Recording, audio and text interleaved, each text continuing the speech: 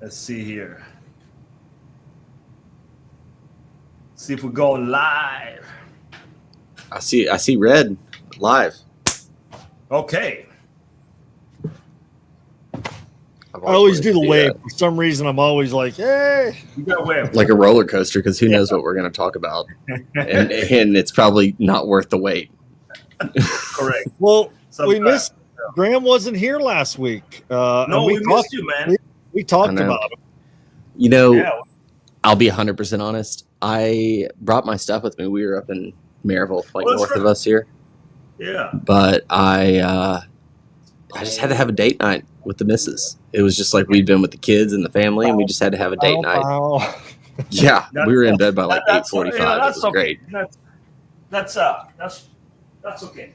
I'm sure I was missed by a few, but the few that did miss me, they're quality, so it's all good. I missed you. Rhea said, hell with them. I like out of sight, out of mind. All right, viewers, nobody's doing it, but welcome back to another episode of the Mixed Surfaces podcast. We're really doing big things here on the pod. We bring you all the latest information. Before we get into the whole episode today, which I think is going to be fun, we have our road specialist, Graham, is going to tell us about the two TDF, that guy. But before we go into that, if you are looking for ways to recovery, we have two amazing partners, Relearned for protein. It's fantastic for post-ride nutrition, or if you're trying to have a meal and you don't want to have a full meal, you can make a protein shake that fills the gap there. If you're traveling, you're in the car, you're hungry, but you don't want to feed the body with junk, you can do that. And also we have olive. They have their capsules that help with inflammation, and the olive oil. If you want to really get fancy, you can take that as a spoonful of that, or you can cook with it. And without further ado, we'll also thank Wildwood Bikes for keeping the lights on. Let's get into the episode. Guys, how are you doing? Good. Yeah? Real good. Yeah. Graham. We missed Graham last week. Mm-hmm. He was missed. Sad miss. Yeah, I know. But I'm back now. And it was a good, I guess it's been, 2 weeks now? That's a long time. A lot of riding has been done there. I've ridden a lot. Man, I did a cool ride when I was up in Maryville. So it's right on the edge of the Smokies. Great Smoky Mountain National Park. And I started at this place called Sugarlands Visitor Center. Started at 1,000 feet, rode all the way up to 6,800 feet. All a 20-mile climb, right at 4 or 5%, the whole time. So 20 miles up and then 20 miles right back down. Well, the 20 miles down was probably fantastic. Well, I won't lie. I did it on the e-bike, but it was awesome. Hey. Any way you can get out there to move. That's the thing. Is so the initial plan was to ride my road bike because it's a bucket list climb that I have around here. And my initial plan was to ride the road bike and then let my dad ride the e-bike. But two kids, family obligations. I already woke up. It's an hour drive to the start of the ride. So I had already woken up at 4:45. I would have been on the ride at 2. You're going on time frame, not Yeah. I'm a bitch. I can't pedal that hard. No, yeah, I would have loved, if I had the time, I would love to do it. And that's most of my riding. And I think most people can relate with that, family or not, whatever. Everybody's got obligations. And so that's why I love the e-bike is because I can get out, get some distance in, still get a workout in because you could push yourself in zone 2 or even higher, depending on what you set the level at. And it just allows me to do some stuff that normally I wouldn't be able to do. Not because I don't want to, but because I don't have the time. Well, sometimes you don't have the time. I mean, but other than that, everything's good. July 4th was good. Celebrated my daughter's birthday. Happy birthday. Oh, how old is she now? 3 years old. Ooh. Going on 30. She's smart.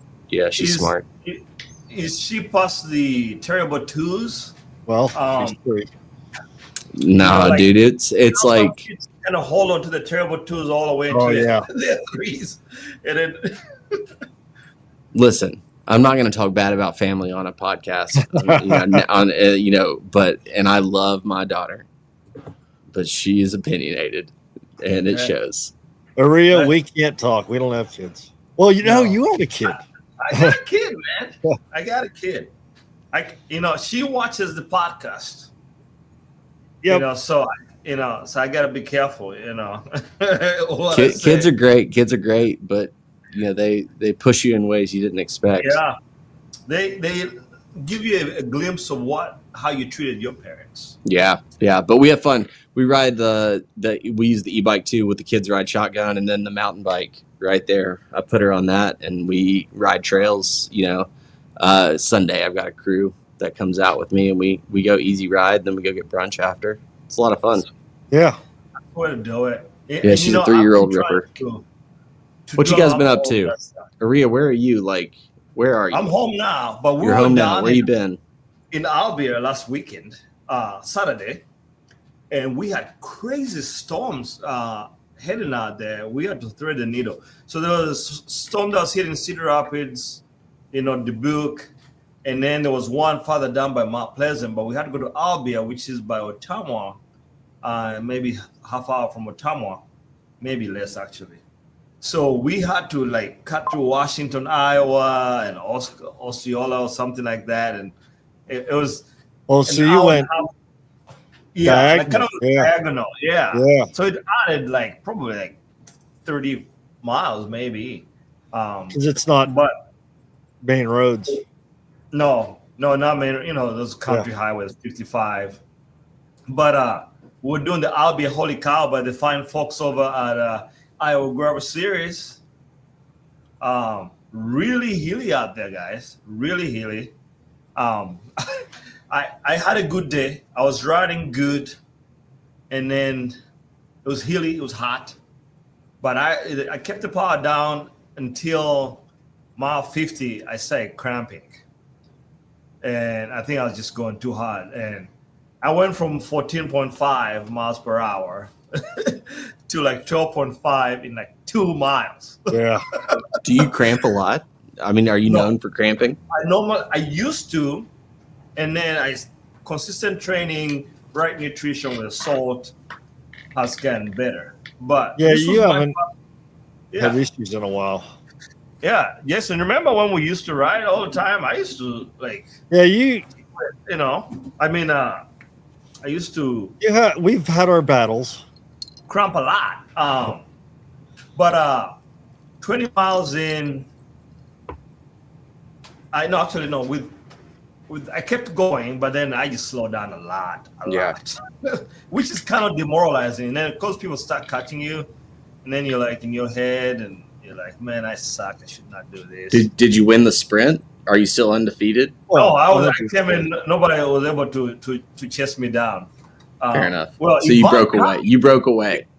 Yvonne caught me. No, she caught me with 5 to go, man, and instantly dropped me. Okay. Also, I was out of water.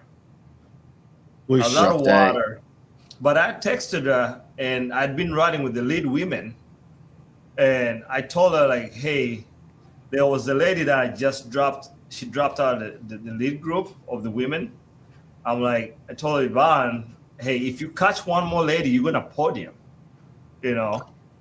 and that I wasn't sure how fast she was, but I looked and she was maybe a couple miles behind. So I was it's a tall order, but the lady had exploded big time behind me. So I was there's a chance.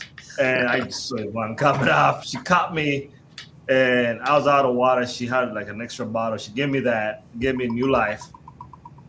And so she dropped that lady, was in 3rd place at that point. And 2nd place took a wrong turn, maybe less than a mile to go. And Yvonne just kept the head down and passed her, and it wasn't enough for that lady to come back. So she got second? Yeah, 2nd place. Wow. 100K. Yeah. Impressive. Yeah. Well, at least Congrats, one of us is the winner in the family. Yeah. But yeah, it was a good race though. It was very good. Those guys at Iowa Grower Series. Did you guys know they do a whole series? You could buy the whole series. Really cool. Like a subscription for the whole year, and then you do all the races. You just get your number and stuff. Pretty cool. I think it's cool. Yeah. And then a running series, something to give yourself a chance to see how you really perform over the course of the year. Yeah, absolutely. Yeah, Pennsylvania does it. West Virginia does it. Tennessee has a gravel series, or Southeast gravel series, I guess is what we call it down here. I think the whole paying sum up front to enter all the races, like a discount, is a good way to go. Especially if you know you're gonna if because there's some people that prefer to just stay in their state and ride their rides there. Yeah. If you can get a huge discount and do like 6-7 rides, it's like, why not? And the money often goes to like really good causes. So not a I think if they had more people doing that up front, the races would get a little bit better because I don't know that all that money's up front, and they could use that throughout the season. Right. To know when they need to pay a little bit more for certain things, like to get access to a lot or something like that. Yeah. No, it's smart. Yeah. Speaking of local races, how's Core 4 looking? Registration, is it good? Does anybody know? I don't know. I think it's doing pretty good. I'm wondering if we should bring on Alex and maybe touch base, it'd be sweet. I mean, it'd be really cool to see him. Like the pro field now is actually really impressive. So it'd be really cool to see that. Yeah, no. So back on the subject of like local races, we're still on that. Was it a race that's over there? We might have done it, Jason, on by Des Moines. Not Iowa Wind in the Rock. Is there another one that they do in the summertime? I forget what it is. I can't remember. I know there's a few mountain bike races out there that I've done. Yeah, but they put a post on their Instagram about canceling the race because of people are signing up a little bit too late or too close to the event. Yeah. And it's making it difficult for race organizers, especially small ones, to kind of like, you don't want to go through, the sheriffs and city council and get all those permits and only have 10 people show up, right? So, but like that's the fault of the organizers, in my opinion. I mean, I get that they're trying because they're also trying to capture as many riders as they can. Yeah, I mean, if the option is shut down the race or, like push the deadline back, like do it 1 year. You shut it down 1 year because no one registered. I guarantee you open up the next year if people want to do it. Like they'll register. Yeah. Do you think same day race, like signing up for let's say the race is tomorrow, you come today and sign up, do you think that hurts local small races? Or do you think they should have close it out after No, I think you have race day sign up as much as you can because there's a lot of people that can't commit to doing something until especially locals. Yeah. I mean, there's so many local rides I've done around here where it's like night before. I'm like, okay, I'll come out and I'll do it with you. No problem. But I think with any business or any operation, you got to build in a buffer, right? You got to say okay, I've got 100 registrants. I expect to get another 10% more on race day. So for aid stations, for whatever it may be, numbers, everything, I'll make sure I have 10% extra. That makes sense. But I don't understand the argument to say that people were signing up too late, so it made it hard. That sounds like they either didn't have the capital up front to reserve, like you said, the police escorts and shut down the roads, or someone held a fire to their feet and said, until you have this many people, we can't do those things. Yeah. So that's fair. I mean, I'm not going to call a race organizer out for trying to put on a race. At least they tried. But I wonder, that VC, vegan cyclist, he does that, it's a group ride, right? And he free ride. Yeah. I feel like some of those smaller, grassroots events probably might benefit from that kind of format, because then you sidestep all the regulations and stuff and just kind of. Yeah, I guess it's at that point a liability question. Yeah. But I think you can, for the most part, they're pretty airtight. Sign your life away contracts that those. You just copy one of those and say well, you can ride for free, but you messed yourself up on the downhill. Don't come crying to me. I am not going to help you. How about making everything like the Tour Divide? It's just everybody shows up. There's no entry fee. There's no prizes. It could be I that wonder if too. you could do a short form race like that. That'd be interesting. I mean, it will be no different from a group ride, you know. Yeah, but remember we used to. Wob did it a couple of times. They had a name for it. I forget what it was. It was the cold one, the cold ride. It was down near Terry Trueblood. There was a track on the other side of the river from Terry Trueblood, and they would do like a little dirt church. Didn't Casey start that dirt church? Oh no, I don't remember that. I was thinking about the cold ride that we used to, the winter ride. I'm fat. Oh yeah, well that was more of a put it a bike shop put it together, and you got permission from Trueblood to do it. Now Dirt Church was Casey that worked at the shop. Yeah. Did you know Casey? Oh, he knows Casey. Yeah, I knew Casey. Casey was on his way out when I was on my way in, but the legend of Casey lived on. So Casey would he printed up a couple of flyers and called it Dirt Church. And he was like, all right, we're all going to meet down on the other side of Terry Trueblood in the evening, and we're just going to do like an on your honor lap or race or whatever. Anybody welcome, ride whatever you want. And that was kind of fun. We did that a couple of times. Yeah. You know what I think they should do? Races should do? They should say like Core 4. So no prize money by sponsors or organizers or anything like that. It's all, you bet on yourself or you bet on another rider. So, like, I'm betting on Aria. Oh yeah. And we could run spreads, like, all over. So I think Aria is going to finish between X number of hours and Y number of hours, or I think someone's going to be top 5. And then, so, like, anyone can bet. Riders can bet on themselves. So, like, Nate's betting on himself for sure. And so then,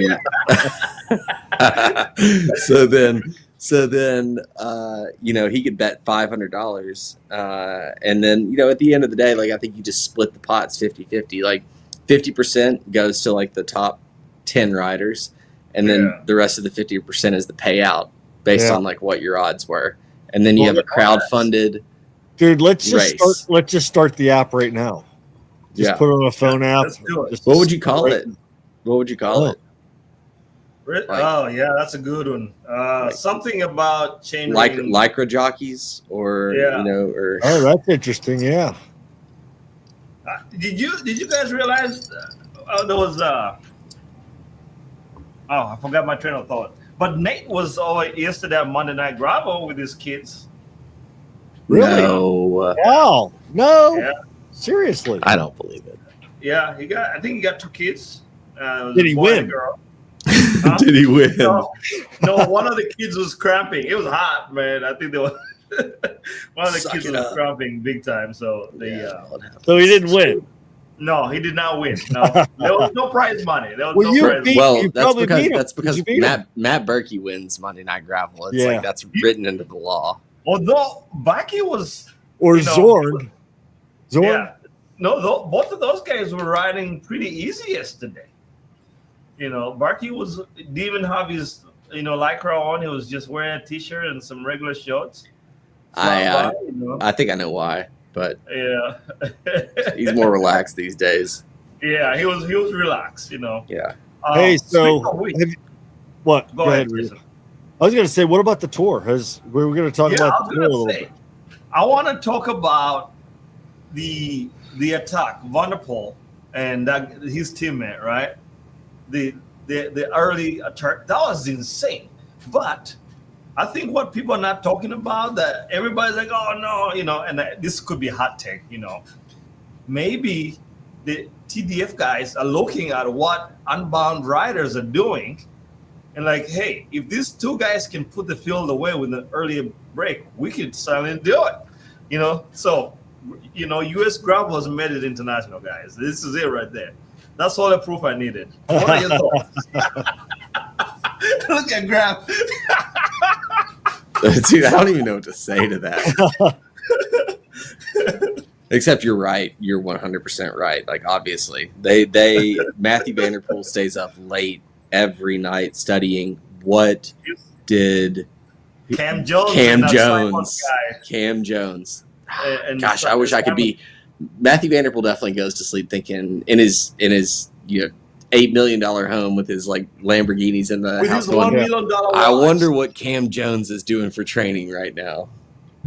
No, you're right though. It was super cool. Like I think this tour has been fun. Like GC stuff has happened, but not like anything super crazy. But that I love Matthew Vanderpool for as many haters as there are that are out there. The fact that the guy just plays bikes, like he's like, you know what, today could be a boring day where I'm on the bike for 6 hours. Let's go have some fun. And like I don't know if you saw the whole reason that they did it was kind of a joke. Yes, because so Jonas Rush is the guy who was with him. Yeah, and Jonas like in the bus before the race was like, man, my dream is to be on the podium for a Tour de France stage, and he's never really probably going to win a stage, like unless something crazy happens. But he can get most aggressive rider, and so Matthew Vanderpool is just like, okay, let's go in the break, let's just go out and do that, and then they did it, and man, I thought like we could go as deep into that stage as we want to, but it was a really interesting stage because like it was such a game of chicken of who was going to actually chase. And when you have riders like that they can hold. What, Jason, you sent it to me. What was his normalized power? 30, like over 430. Over 400 for 3 hours. For 3 hours, like that's insanity. But dude, that's like a zone 2 for Ria. Well, that's true. Well, yeah, us mere mortals. It might have bested me a little bit because normally I could do that 400 for about 2 hours, but he took it an hour and a half extra, so he's got me beat. So I gotta go back to the training.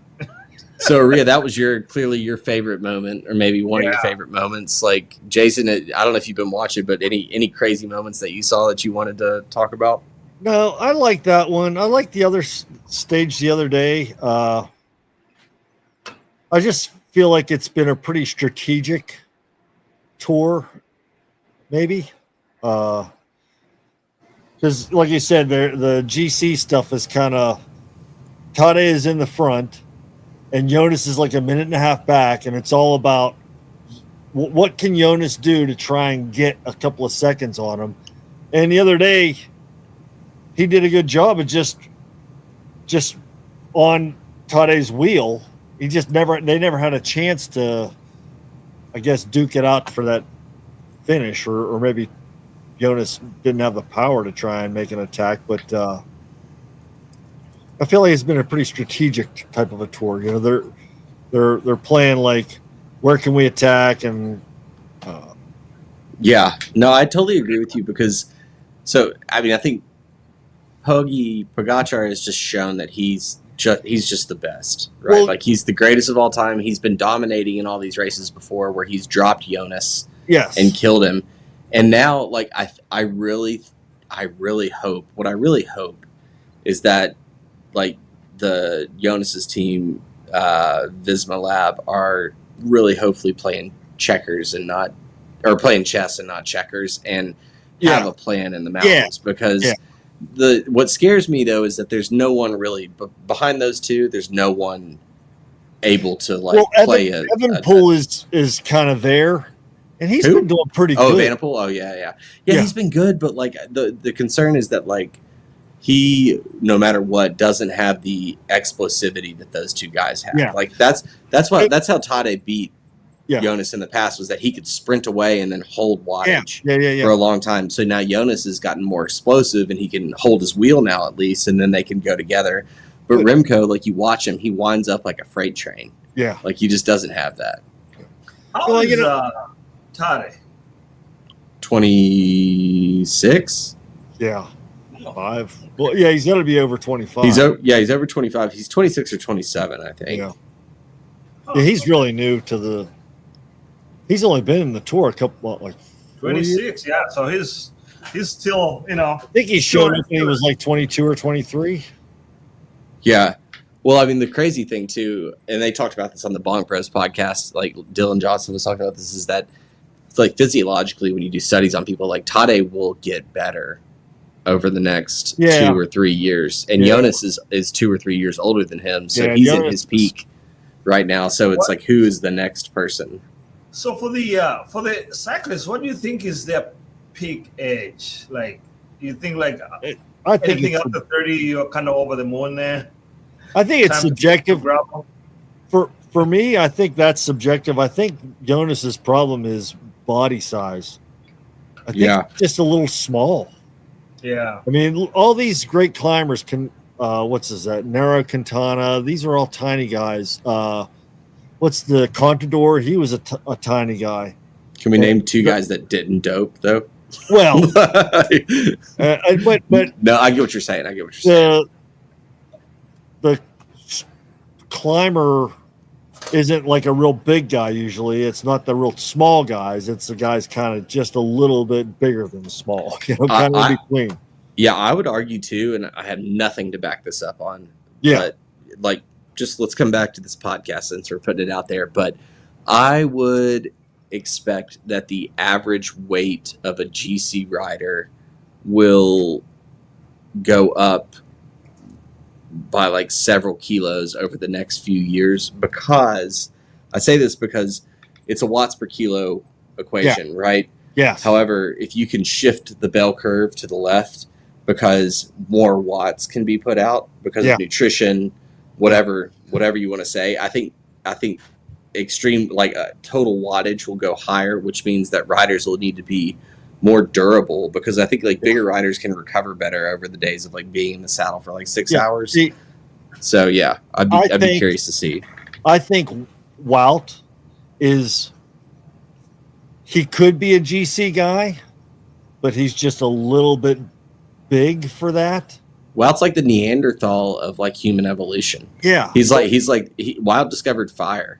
And then there's going to be guys that are just a little smaller than him that are better. He could be a GC guy if he was just a little bit, I don't know. Yeah, I mean, the problem is though lighter, but the difference isn't that crazy, because I bet Wout at race weight is 72 to 75 kilos is what I would guess. What's that in America?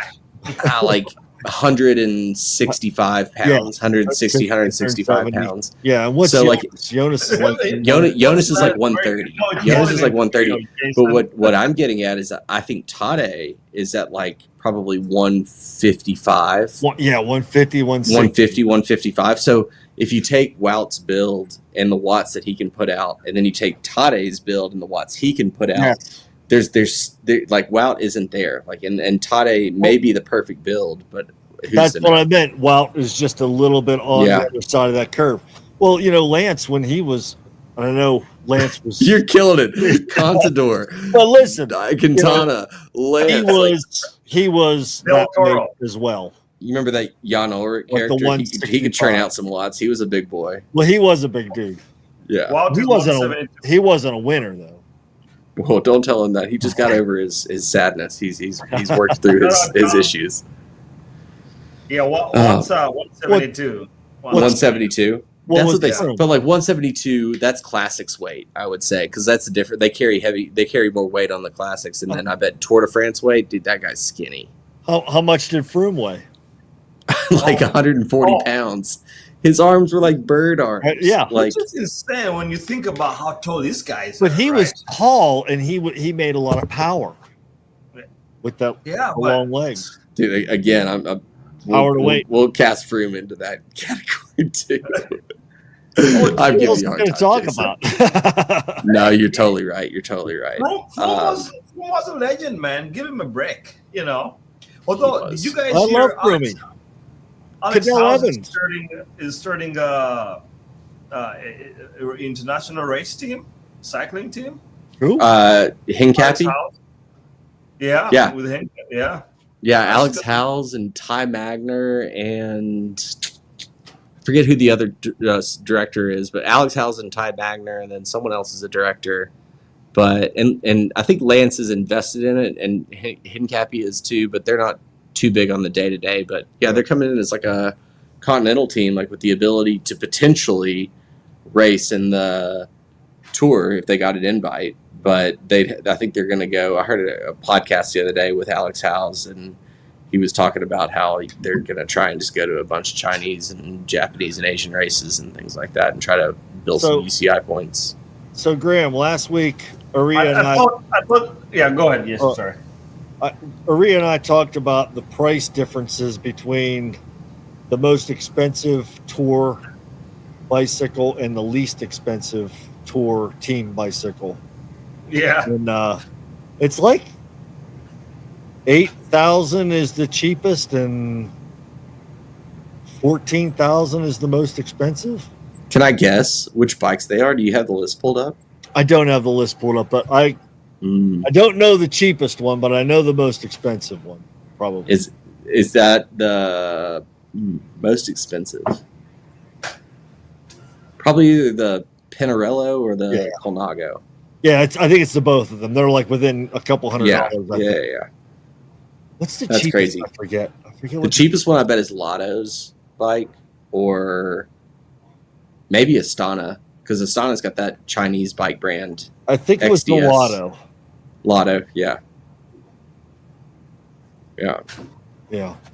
But yeah, I think the tour's been good, man. I'm excited. I'm addicted to it, and I won't bore everyone because I could go so deep into it. But I do think that I guess I'll say this one thing. I hope that Jonas is what he is, and he can really hold on there with Tade. I hope that there's some sort of dark horse contender that finds their legs in like the second or third week just to give it some storyline, to fight. And then the last thing is I hope that the other teams just get a little bit braver. Yeah. I mean, like the fact that Vanderpool and Jonas Rich had to go in the breakaway and the day before there was no breakaway, like teams are just so, well, I don't know. I'm not going to call it timid because these guys are amazing athletes, but like, it just seems like they're timid to break the script. And well, where are we at? We're first week in, 10 days. Yeah, we're 10 days in, so we're on like the flatter stages, and then we're gonna go into the Alps pretty soon, right? So it's like sprinter stuff. The sprinter isn't. Who's leading the sprint? Yeah, see that sucks too. Is like it's Jonathan Milan. So that's a new name, and there's that seems like that's new people. What's his name? Okay, before what happened to? Did you guys see that Jonathan Milan screaming at Bremeyer on that sprint? Oh, I didn't see that. I heard there was words. Good. I think they were just screaming at each other because they were both bumping elbows. I mean, Jonathan Milan is notorious for just knocking people off the wheel anyways. So, like, the fact that it happened to him, they apologized. So they went back in the video, and Milan actually pushed Bremeyer from his lead out wheel. Yeah. He wanted his lead out. Yeah. Yeah, I'm like you actually. He should be screaming at you, but So that was interesting. But I think that's the mentality those sprinters have, though. Yeah, is that they are insane, and they see something that they're like toddlers. It's like clearly that's not your toy. You can't have that toy. That kid's playing with that toy. What do you mean? What do you mean? I can't have that? And they are gonna just take it. What are they doing? They're going like 40, 50 miles an hour down a straightaway. Yeah, changing out of people. You got to be complete lunatic to do that. It's crazy. Yeah, absolutely. And you know what's crazy is like, you could be on a gravel race and you're doing 20, 22, and even that feels dangerous when you're in a group of like 20.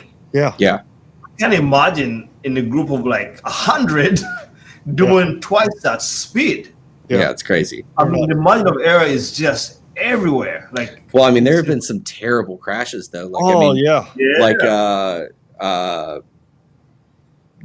Georg Zimmerman had a really bad one, and then that other Intermarché rider. I mean, those guys, that looked awful. Like, it's bad.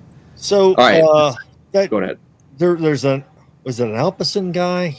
Philip Jorgensen is out already. Jasper Philipsen. Jasper Philipsen. That's it. Yeah. See, that's why I'm disappointed about the green jersey competition is because like Jasper Philipsen is like the main competition. He's been. I feel bad for that guy because he's been up there for the last few years and he's crashing out every season. It feels like. You know what they call him? That was what his nickname is. No, but Jasper the Disaster. Okay, he's dude. He's. I thought you were gonna say John Bostoman. Yeah. Or Payson McKelvin. I feel like those two. Don't. Jason, don't feel bad for Jasper Philipsen. The guy's won a bunch of tour stages. He's won a bunch of other things. He won Milan San Remo.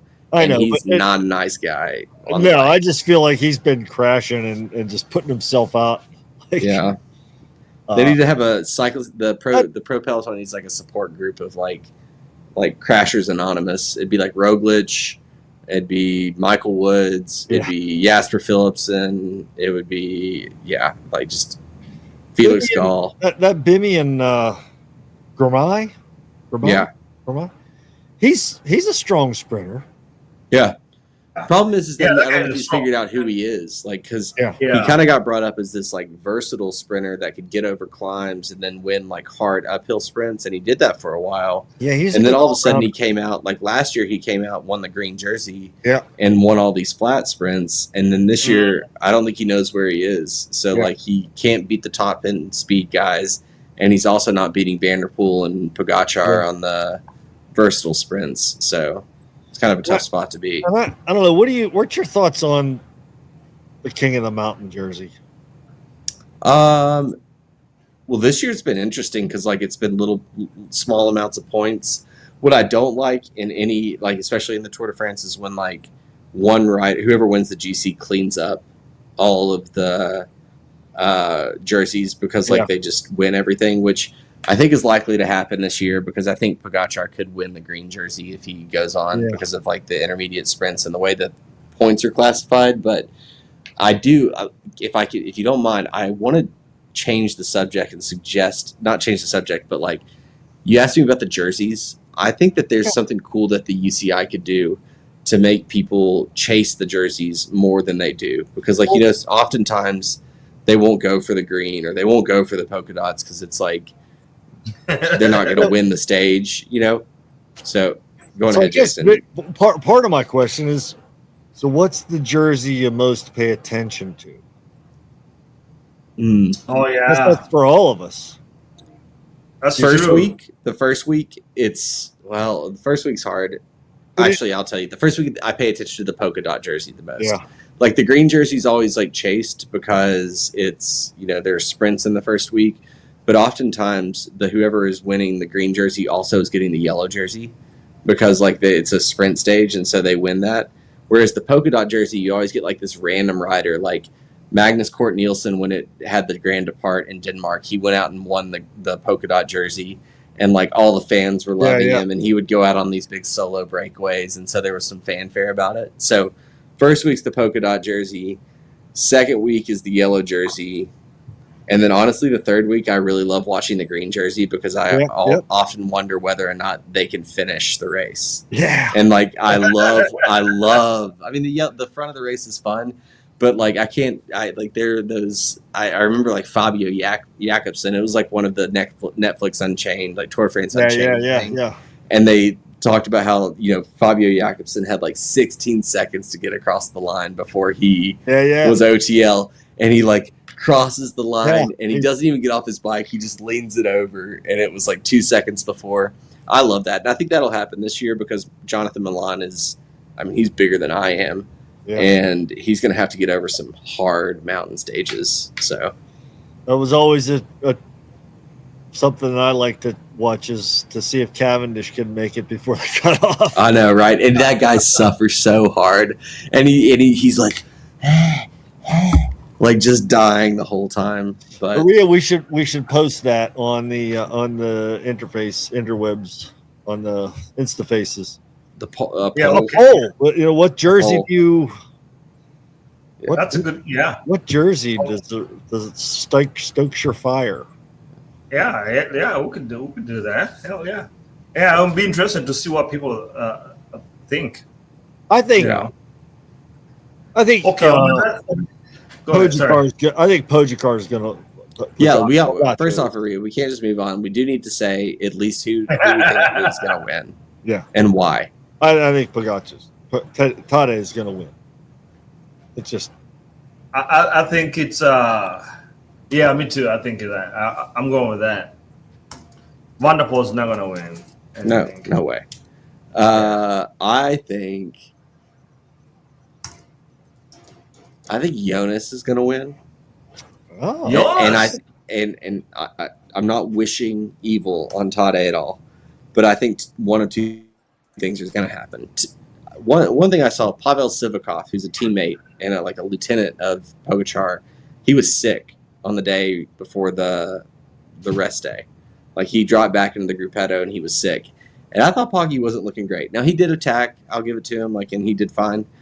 But I worry that Poggy's team is not too strong.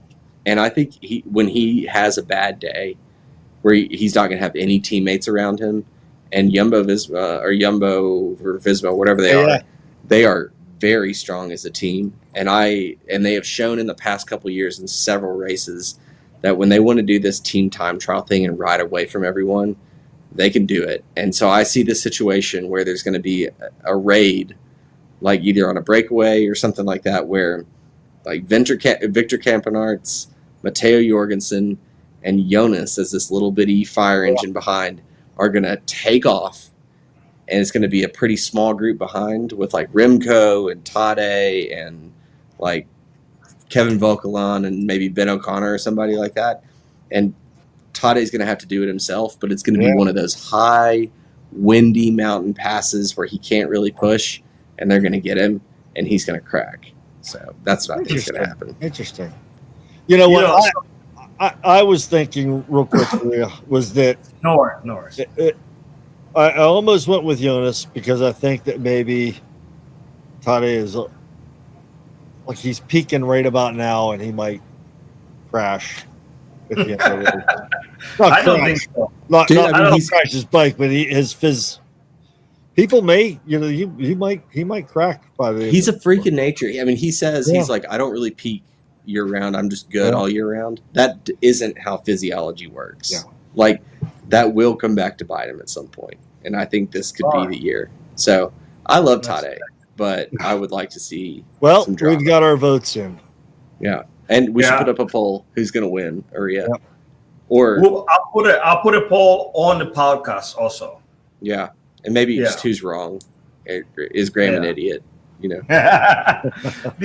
Although, so on the subject of freaks of nature, I was reading an article that they think that the weekend warrior training is just as good as training a lot more. If you're doing, let's say, couple rides during the week and a long ride the weekend, I think that the weekend warrior setup is just as good now from the study if you have a good base, not if you're coming off the couch. Aria, I have no idea what you just said.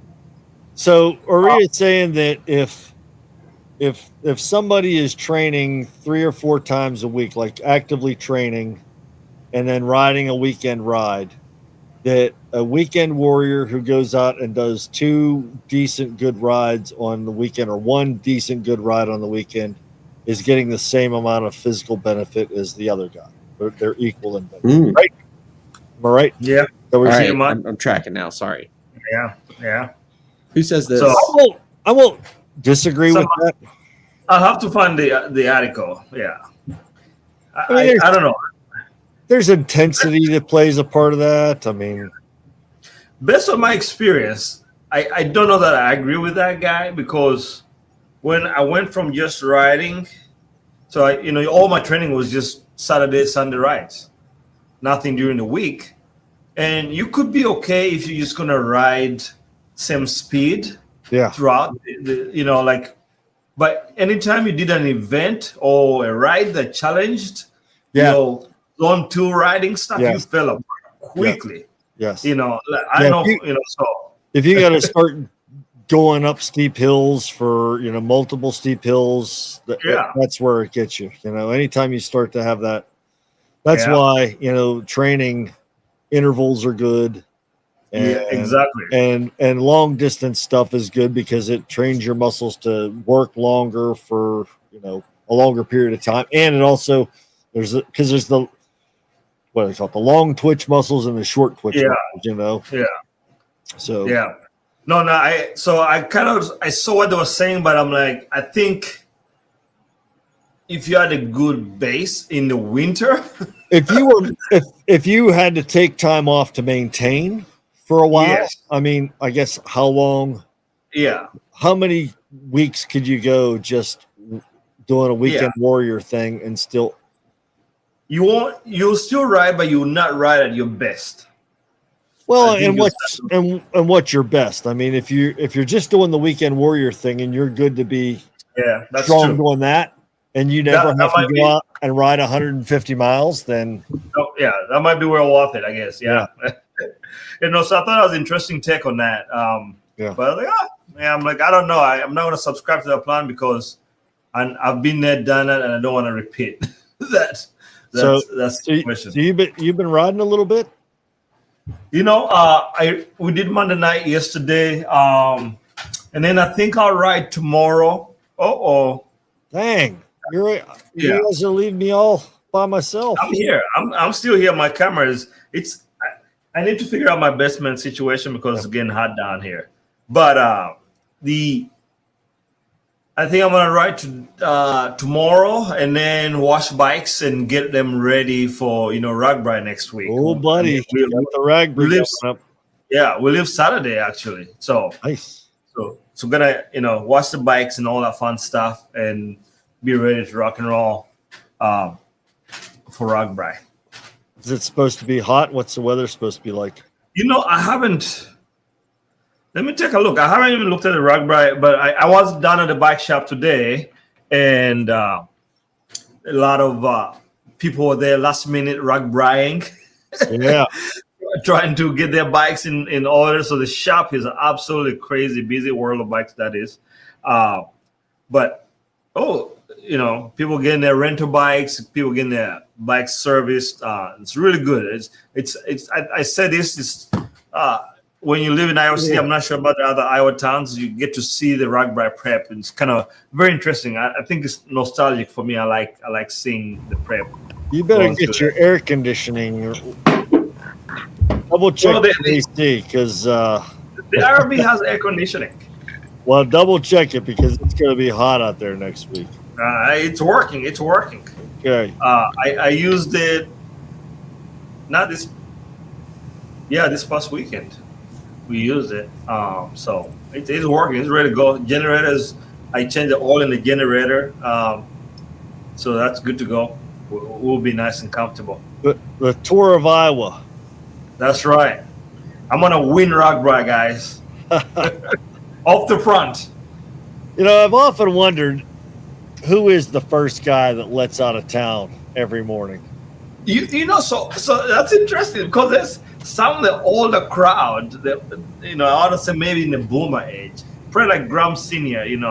He probably gets up at 5 in the morning. You're done, and just hammers the 60 miles. Done. He's in the next town by 9 a.m. I think that's the way to do it. You get there, you got your camper set up, you take your nap, you beat the heat of the day, you just roll in and relax the whole time. Like I could get behind that. So I like doing all the slides and and the beer tent. Well, obviously I'm not drinking at every beer tent, but I like to just kind of check out the games and all the. I just wish there was a way to have a bike that could create like a little encapsulated air conditioning. Like maybe take like an altitude tent and then like put some air conditioning units on it, and then I'd be up for it at that point. A little bit of shade. Aria, are you gonna be hosting from Ragbri next week? Yeah. Hey. Yeah, we're gonna do a pod. Crazy idea. Do you want to get Derek and Trevor? Yeah. Actually, you should after the pod send me Derek's number. I don't think I have it. Send it, and then I'll. Graham, this is how they do it. They sleep in until like 9, make breakfast, have like breakfast beers, maybe a Bloody Mary, There's something good at all. And they leave the camper at like 10 o'clock, 11 o'clock, and they hammer it for whatever distance it is. They try and get there as fast as they can. They make it to that last beer tent. They go have a beer, get a stamp, and then they go back to the camper and nap and cook out, and then go watch music and do it all over again. That sounds like the way to do it. It's pretty dope. You know? I don't know, man. The problem with sleeping, I guess, if you're in the RV, which they do, it's nice, the temperature controlled. So you know, if you're in a tent, you gotta get up before the sun starts, like, you know, boiling your tent. But I guess in the RV you could probably do it. I do like all the stuff on the side of the road. I like to, you know, they like detour around the towns. They take back streets to get away from all that zoo. From all that.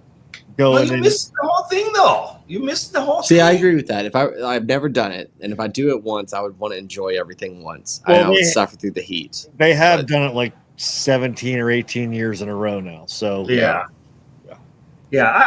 I honestly, I think maybe because I am not born and raised in Iowa, you know, but I like the whole experience. Maria, I'm with you. Yeah. I like going in there and dragging your bike through all the stuff. And here's the thing: much of our lives are so programmed every day. You know, you got by the time you wake up, you have a list of things to do, and I just like that. Hey, I'm lucky enough to be able to go and ride my bike for a week without having to worry about anything. So I'm like, anywhere I can stop and smell the roses, I just love it. You know, I appreciate that. Yeah. What bike are you riding? Cutthroat. Oh no. I'm Checkpoint. But I got a surprise that I'll show you guys on the pod. What's set up. You got a sail so you can like have a kite and like put one of those. Yeah. Like a squirrel suit. Yeah, well, the guy from Renee Hurst says that larger volume tires, no problem. You can, you know, it's like you don't see it drop in speed, you know. So that's kind of a peek into what I'm talking about, what I'm going to be doing. Yeah, you cool. really are going to win, Graham. I'm going to win. You never did, Graham? No, the one time it came through Iowa City or came through Coralville when all the storms happened, I was out of the country. So, and then the year before, I was working my last job, and I think I was in like Massachusetts or Germany or something like that. I've only done it once, like the whole thing, start to finish. And I tell you, I liked being around all the other people biking. I thought that was like just riding for miles and just riding through 1,000, 2,000, 5,000 people that are biking too. I thought that was the greatest part. But I think I'll probably do it. I'd like to do it honestly with the girls, you know, and maybe do it with like a little mini tandem, pull behind or something along those lines. Like, I think that would be fun. I'll let you rent my RV. I won't even let you borrow it. I'll let you rent it. Be careful what you say. It's going to end up with goldfish and gummy bears and all sorts of stuff. I've done half of it a couple of times, like where you ride out or have somebody drop you off, like on day 2, and then you ride to like the finish or like day 6. I think that's fun. Yeah. Egan's in the chat, by the way. Yeah. Sorry, guys. That's why you overheated, Aria. Zoran's in the chat. Throwing fire. Egan, did Egan ever do Ragbri? Egan, tell us. Egan is there. Zoran says he'll drive. And also Zoran said that you have not lived in Iowa until you've done Ragbri, Mr. Graham. Well, calling you out there, bud, huh? That's funny. You know, so I think he's got a point there. So you got to come back so you can get your Iowa. Yeah. Should I come back for Core 4 or for Ragbri? It's going to be one or the other. So Graham, Maria, Yvonne, and I rode up to Waterloo, Iowa, to do the Ragbri one year, and it was the hottest day on the planet Earth ever. Yeah. and we rode 100 miles from Iowa City to Waterloo. Yeah, I'm surprised Iowa City doesn't have some sort of wide swath of space called Death Valley, because it is the hottest place in the world in the summer. What? Iowa. Iowa in general. Like, there needs to be a Death Valley that's like just a flat space where no life but corn exists. It was so nice to ride 100 miles and then camp in a baseball field with 1,000 gas. See, like, you're not selling me on it in any way. Do you remember? Like, no Jason, way. Do you remember the freaking scoreboard advertisement thing that kept on going on all night? Yeah. So there's this jumbotron like 100-foot wide on, and it would come on every 5 minutes and with an ad, and it would light up the whole place. Graham, you know what else? You know what else kept me awake? Maria in the tent next door, giggling the whole night, laughing and giggling. This might be too much for the podcast, but I was so hot in my tent. It was like 100 degrees. It was 1,000 degrees. And I was like, I took off all my clothes. I'm in there butt naked. And I'm like, I don't even care, man. I'm like, it's 2 a.m. I did not sleep until probably like 4 a.m. You could not sleep any other way. And the grass kind of was hot too. The ground. It was terrible. You guys are really selling me on this whole RAGBRAI experience. No. So. The moral of the story is when you do RAGBRAI, unless you're absolutely not used to the comfortable life, do not do a tent. Yes. No, I would make a fool because I would have someone be driving like a Griswold, like big old RV, like American Vacation, like showing up. And I would have to do it that way. So, and of course we had Mexican food. Remember that? And then it was super spicy. It's hot outside. It was. I did it all wrong. I did it all wrong. Yeah. So what not you do it? Don't do it that way. I wish they would do RAGBRAI in like September. Now that would be amazing. That would be cool. That'd be super cool. Literally and figuratively cool. But yeah, Zoran, you can drive my tour bus. I was gonna say he can drive my tour bus. Zoran's gonna drive. Zoran's gonna drive. So we have a driver. We can sleep 8 in the RV. So there you go, guys. We'll make 8 in the RV. Yeah. If you sleep in the garage, wear earplugs. Well, it means Aria's right above you. That's right. You better wear the earplug. There's plenty of noise on RAGBRAI anyway.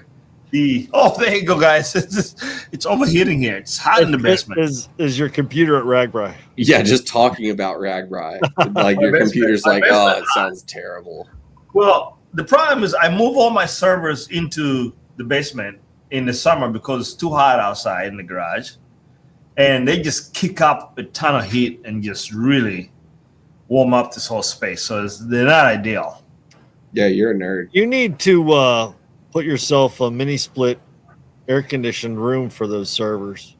You know, Jason, that is the best idea you've had all year long.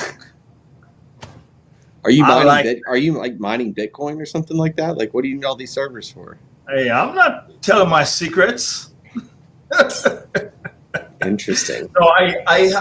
So here's the thing: with doing YouTube, you have terabytes and terabytes of data and files, and sometimes you do a project and somebody comes up and like they're willing to pay for that footage. It might be today, this just happened actually. A couple people came out and they're like, hey, 2 years ago we need this footage.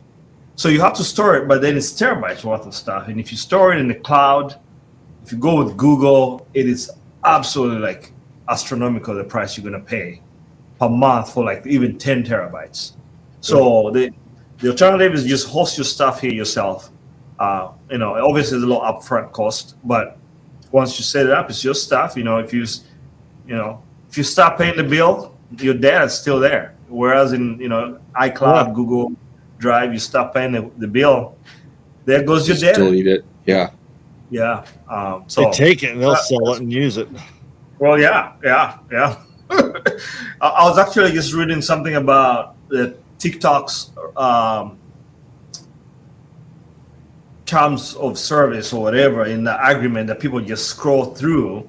Yeah, right. I remember you said you read all of those, like top to bottom, right? I tried to. We talked about this. Yeah. Yeah.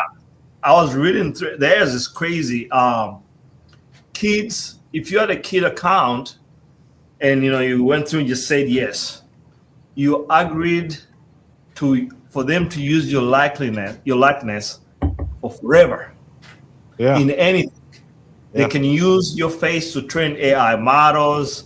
Now, that's a child, right? Like, I could see an adult, you sign up, you kind of, you know what you're doing. Yeah. You shouldn't sign something that you didn't read. So that's kind of really comprehensive and kind of insane that they have that kind of wording. I think we need to go, I'm not trying to get crazy here, but I think the EU's terms of service, when you install a new app, they've limited the page, like the content that you can put in there, so that anybody can read a paragraph of, hey, this is what we're going to do with your data, instead of this 20-page thing, and then you sign your life away and you don't know what you're signing your life away on. So that's how I feel about every gravel race that I get into. They give you this big sheet, and I just sign my life away. Like, yes. No big deal. So yeah, if I can't do that, no way I'm going to read anything else. Yeah, no, I figure I'm like, by the time it comes to bite me, I'll probably be long gone anyway. So forget about it. Hey, I know a guy that could put that mini split heater in there for you. Come on down. You and Graham, come on down. Let's do call for. We do have entries, guys. From our friend Pete over at Olive. So there's entries for call for. What is call for? August 8th or something. Wow, I think so. Something like that. We do have entries, so we can make it a gravel mixed substance podcast. Yeah, I'm curious. Is Taylor in the chat? If he's not, I'm curious because he's supposed to be coming down here, and I think it's right when Core 4 is. But we're going to be riding motorcycles down here and mountain biking, so he might be bailing on Core 4. Motorcycles? Yeah. What's your motorcycle? I'll be on a BMW GSA, like a 2014. What? Wait a minute. GSA. Yeah, overheat there, Aria. Wait a minute. Yeah, you got me too excited. I think it's like a grand sport adventure. I think it's like the tall bike. It's what you see in I don't know, like anyone that's like riding through Africa or anything like that. August 15th, 16th. Okay, so he'll be back. All right, that's good. He can still. Yeah, we do have entries, guys. So if you put the excuse train away, you can come down and ride call for, and we can have a live podcast there. Have fun with it. Aria, you got to snag like a Dillman or Chase or someone like that. You got to snag a pro for a podcast. Oh yeah, I got a big one coming up. I got a big pro coming up on the pod. I'm excited. Actually, did I text you guys? I thought I texted you guys this. No, you don't tell me anything. I show up on this podcast not knowing. It was actually Zoran's idea. I haven't got Zoran knows. Zoran. Yeah. Okay. Yeah, Zoran knows actually. It was his idea, so I reached out and we're gonna get him on the pod. So we're gonna work it out here pretty soon. Chad doesn't count. Chad doesn't count as a big pro, even though I'd love to have him on the podcast. Chad Mason. Yeah. Oh no, he's a pro, man. Yeah, I know. I'm just saying. You guys know of any?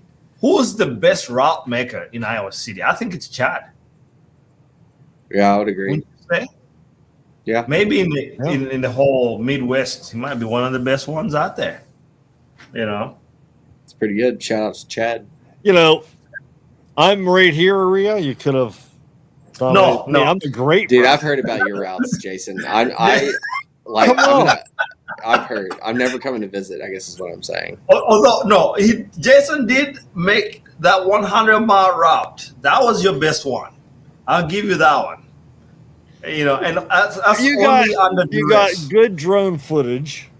Yeah, that's Overhead, true. us chopping our way through that. And it was only a short distance. I mean, that was fun. Only under duress does he make a route. So there's that. It's all in my Otherwise, head. like, It's all up no. here, man. Where you want to go? Yeah. So is that your BMW or do you? Yeah. Not mine. Tell us about this motorcycle guy. I had a bike. No, I had a motorcycle that got stolen while I was at work, unfortunately. What were you living when it got stolen? Is the question. I was over here in Chattanooga. It was before I moved to Iowa City. Okay, I was going to say that wouldn't happen in Iowa. No, my mountain bike got stolen in Iowa City. My that's right, got out of your garage. in Chattanooga. Yeah, so it's a brand new BMW? No, it's old. It's like, or not old. It's like a 2014, I think, or 2015. Okay. Oh, that's good. Yeah. I had a GS 1100. Oh yes. There's like RS? yeah. Like the sport bike? No, it was the Paris Dakar. It was the adventure bike. Oh, sick. That's awesome. So it was a 91. That's cool.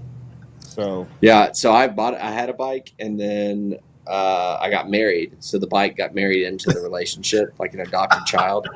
And then the bike got stolen, and my wife was like sad eyes. No, sad face, but happy eyes. Yeah. And I never got to get another bike again. So listen, I asked Lindsay to marry me, and I said, well, you get a ring. What do I get? She goes, I don't know. And I said, I want a motorcycle. And she goes, okay, you buy it. So I bought that BMW.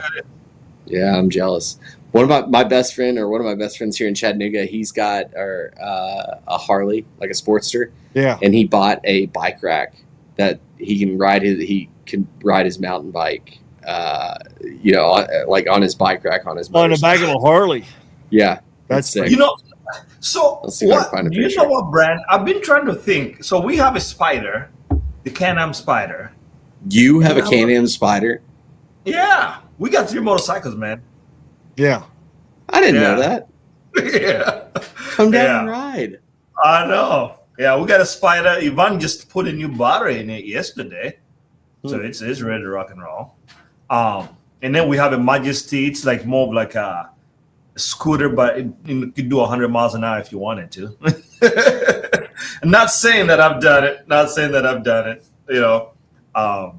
But yeah, no.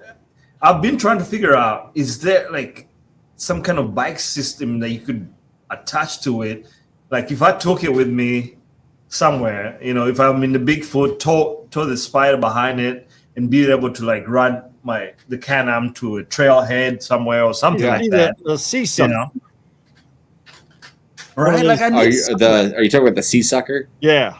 Yeah, I think they might work for the Spider, but I'll do some research, Aria, and talk to my buddy Matt and figure out, because I think it was like an Etsy kind of thing, like it was a custom thing, but it worked really well. And man, it got so many, like he actually quit like bringing it to the trail, because like every time he would pull up or leave, he had to spend 15 minutes just talking about it. Yeah, I've seen a couple of those on dirt bikes, and I think they're all like homemade jobs. I think it's going to be like a homemade job thing. Well, I think this was like a little company, but it was like just like a small little thing. Who knows if he's still doing it, but it was sick. I'll find a picture. I can imagine it's such a niche like market, like that. Yeah. The cyclists that want to take their motorcycle with them on a trip, that's for those cool, people that are extra divorced. Yeah. So something like that would be nice to find something like that. On the other note, guys, did you guys see that new seat post that goes both directions? Well, they go both directions. Oh, it goes both ways. The actuator, actually drops it. It's not like you don't have to put weight on it. There we go. Okay, yeah, something like that. That's what I need. Yeah, that's definitely a homemade thing. It wouldn't be that hard. Homemade. Yeah. Sick. I know a couple fabricators. That's what I need. Who makes the seat post? What's the company? Let me see here. I had it up. You saying it goes both ways, like it goes down and then you yeah. Dude, BMC's been doing that for a while. Yeah, and I think that might be theirs actually. Yeah, BMC makes it on their cross country race bike, to where if you press it, it'll go down without you putting your weight on it, and it's like pneumatic in that sense. It's a crazy system. That's pretty cool. Is that going with their 32-inch tires? I don't know about that. That's a good point. No, I rode that thing. I rode it just like around the parking lot because we had a guy who bought that mountain bike that came on it, and I could see if you were, in a cross country race sprinting as fast as you needed to be, and like you don't have time to sit down before a couple little drops, it would be really nice, like over some like loops or something. But now, does it up or down, or can you like hold it and it goes down to a certain level and up to a certain level? I don't remember. I think it was like modulated, like where you could go both ways. But what was really weird was that the shock pump was down. It came out like where the bottom bracket shell was. Okay. So like you had to you had to put the air in for the shock for the seat post through the bottom bracket shell. Yeah. Oh man, that sounds it was crazy. A little bit laborious. Super complicated. How much does it weigh? Oh, I don't know.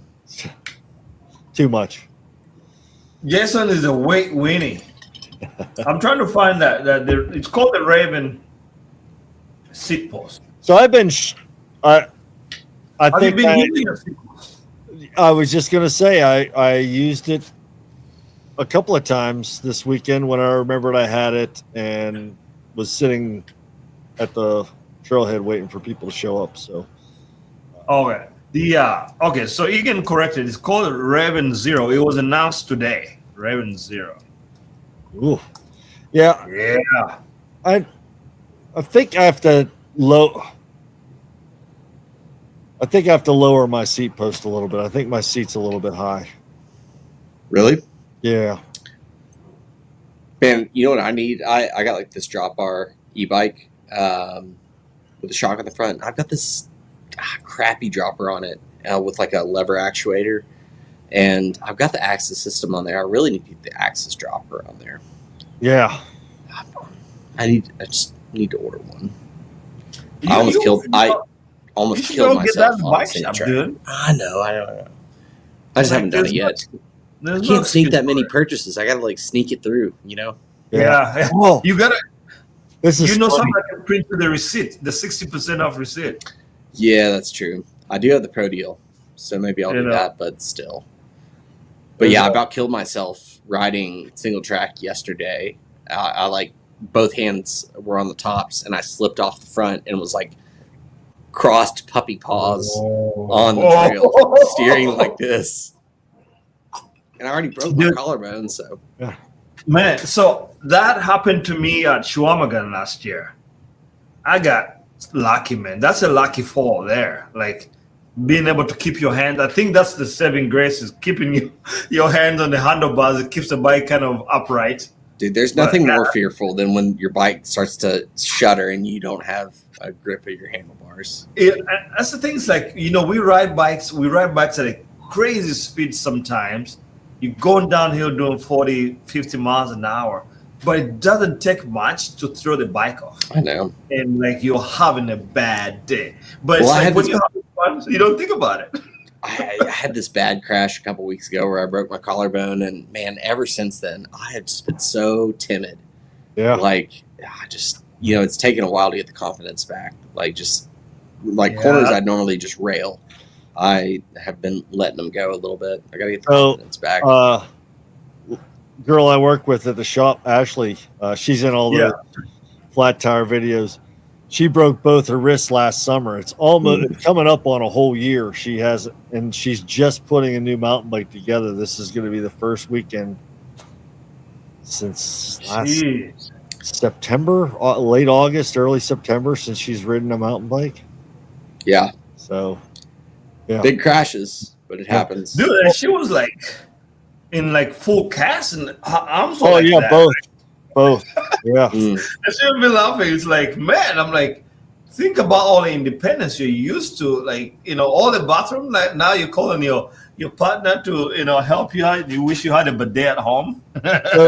So the guy I work with, Angelo, he was racing a downhill race last weekend, and he crashed 3 times on his ride.